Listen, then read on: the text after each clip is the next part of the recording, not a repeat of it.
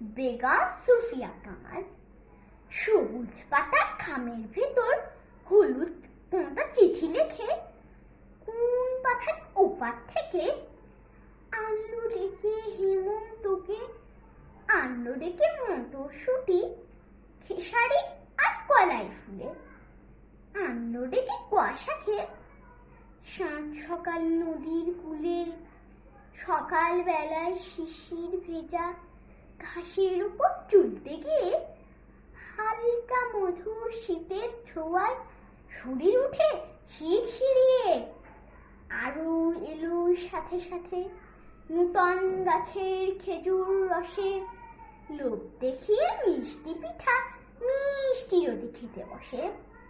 হেমন্ত তার শিশির ভেজা আঁচল তলে শিউলি ফোটায় চুপে চুপে রং মাখালো আকাশ থেকে ফোঁটায় ফোঁটায়।